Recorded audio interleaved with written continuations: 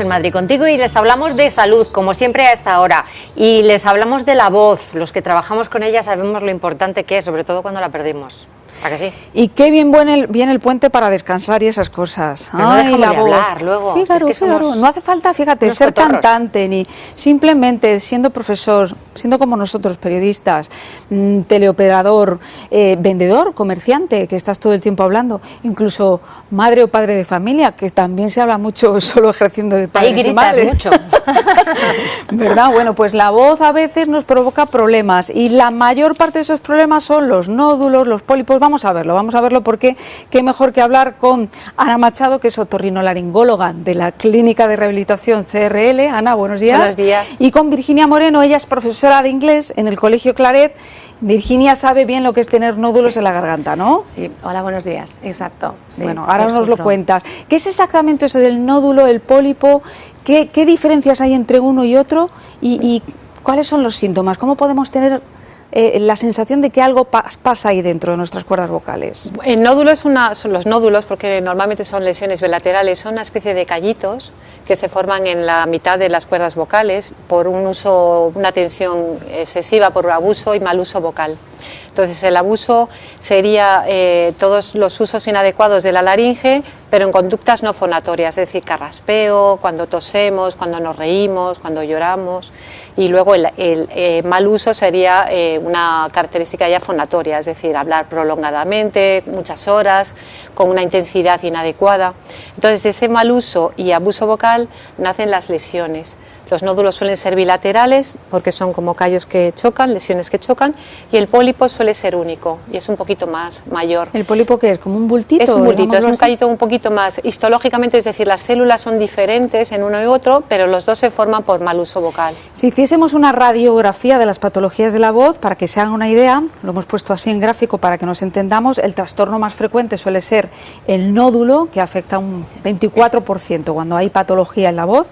El pólipo suele ser un 11%, el edema de Reinke, lesiones vasculares, y un 14% suelen ser quistes, lo estamos viendo.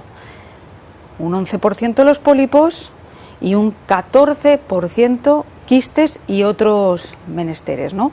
Y cuando se presenta una situación de estas, tenemos el ejemplo claro con Virginia, porque fíjense, según la Organización Internacional de Trabajo, los profesores son la profesión que más riesgo corre a la hora de... ¿Cómo te lo notas tú, Virginia, cuando tienes esos nódulos en la garganta? ¿Qué empiezas a notar que algo no va bien ahí dentro? Pues lo primero, el tono de voz que tengo, que es como afónico, y luego intentas, como tengo que hablar, es inevitable, doy 6 horas diarias de clase, pues al final fuerzas tanto que físicamente te encuentras muy mal. Y ya es como, no sé si estoy mala, y no son los nódulos que hacen que fuerces tanto la voz, que tensas tanto las cuerdas vocales y tu cuerpo en sí está tan tenso que al final acabas sintiéndote mal. Además, Virginia, tú lo tienes todo, porque según también la OIT, los más vulnerables dentro de los profesores sois los de primaria, educación física, música e idiomas, que es tu caso, ¿no? Exactamente, yo cumplo varios requisitos.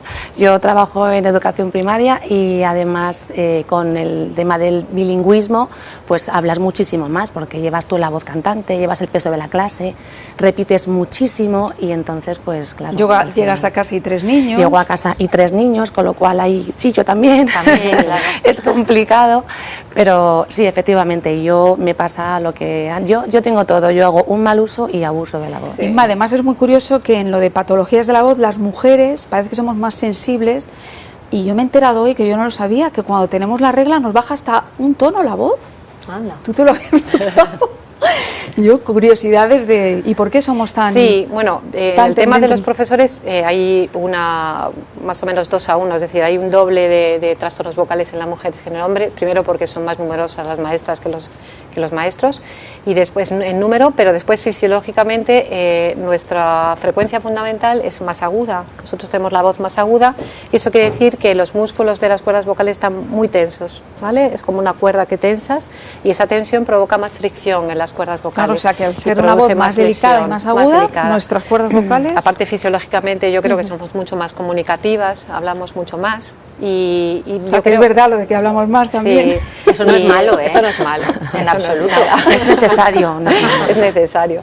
Y además, pues yo creo que vivimos también el estrés de otra manera y, bueno, pues como Virginia tenemos hijos y nos dedicamos mucho al cuidado de los hijos y eso es otra carga vocal asociada. Bueno, hemos traído a Virginia, que es profesora, pero insisto que aquí son teleoperadores, vendedores, comerciantes. La persona que utilice cantantes, actores, actrices... Sí. Deberíamos de tomarnos esto como si fuéramos atletas de la voz, hacer una serie de ejercicios. Algunas recomendaciones para... Yo creo que a nadie se le ocurre hacer un maratón o empezar un ejercicio de 5 horas o de 8 horas o 6 como da Virginia sin calentar la musculatura y daros cuenta que nuestras cuerdas vocales son músculos. Entonces, lo primero que tendríamos que hacer, aparte de inicialmente tener una técnica vocal adecuada, lo primero que tendríamos que hacer es calentar bien esa musculatura. ¿Y algún ejercicio para calentar? Bueno, yo creo que 10 minutillos al día si vas en transporte, bueno, el transporte público es más complicado, pero si vas en el coche, pues primero lo que podrías hacer así muy breve es hacer, por ejemplo, vibratorios de labio, un vibratorio de haciendo escalas durante unos minutillos, también con algunas vocalizaciones como la F o la R, haciendo escalas, y luego mucho mover ejercicios de cuello a un lado y a otro, hacia la izquierda y la derecha, rotándolo también, ejercicios de hombros, ejercicios de lengua, sacarla y meterla, moverla a lo largo dentro de la boca. Y este es el calentamiento, pero también hay que descansar. Me quedo con esa frase. Nadie hace una maratón durante 8 horas y luego no descansa. Exacto. Entonces, ¿y las pautas de descanso cuáles serían? Pues las pautas de descanso que yo creo que nadie lleva a cabo es depende de la jornada laboral, ¿vale? Si tienes una media jornada laboral, deberíamos hacer 2 bloques de descanso de 20 minutos sin habla, 40 de habla. Por lo menos 2 bloques, y si la jornada laboral es de 8 horas, deberíamos estar al menos 2 horas en reposo después de la jornada laboral, 2 horas en reposo y luego lo que hables, que pues un reposo relativo. Una pregunta, ¿los nódulos desaparecen cuando empiezas a utilizar bien o hay que operar? Pueden revertir. El nódulo, de hecho, es la lesión que más fácil revierte con la rehabilitación, dependiendo también de los años que lleves con la lesión. Si la lesión es muy incipiente, porque lo primero que notas es lo que nosotros llamamos fatiga vocal, ¿vale? Pues que uno se cansa, entonces esa fatiga es como una especie de nódulo inicial, es una lesión muy blandita, ¿vale? Y eso se puede revertir solo con la rehabilitación. Cuando el nódulo ya es un callo pues muy duro, muy fibroso, a veces hay que operar, pero el nódulo va muy bien con la rehabilitación.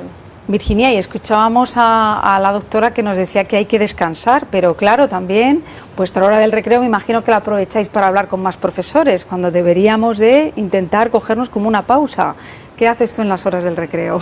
En las horas del recreo, pues yo me dedico a corregir, a preparar exámenes. Tengo también un día que voy a patio, con lo cual ese día no he descansado porque los niños enseguida vienen a decirte, a preguntarte, a pedirte.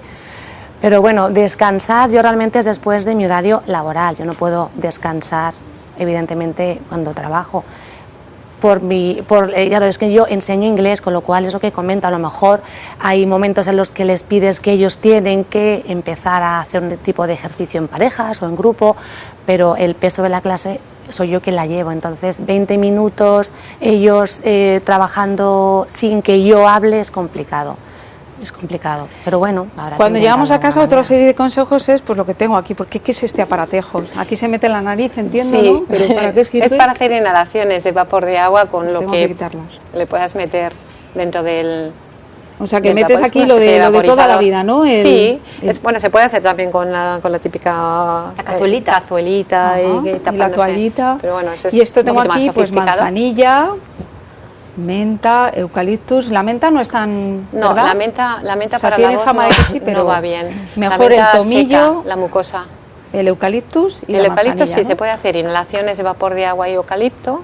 Se puede hacer, una cosa que va muy bien, es poner medio litro de agua y 2 cucharadas de manzanilla amarga y 2 de tomillo, que son 2 antiinflamatorios naturales. Y bueno, pues inhalar son 5 minutos de inhalaciones Todos diarias. acerbados, calladitos, Claro, y atletas tranquilos. de la voz. Sí, ¿sabes qué pasa? Bueno, que lo que está hace bien. es como una cremita, es como fluidificar las cuerdas vocales. Pues nada, Bueno. Inma, nosotros vamos a seguir calentando ahora. Nada, Esma va a descansar, podía descansar y la traes aquí a hablar. Claro, es que Ay, fíjate pobre, qué fastidio. en pleno puente, es verdad, gracias. por Bueno, habernos nuestra acompañado. reserva de Gracias. voz y vamos a ver ahora cómo van nuestras reservas de sangre en la Comunidad de Madrid. Nuria.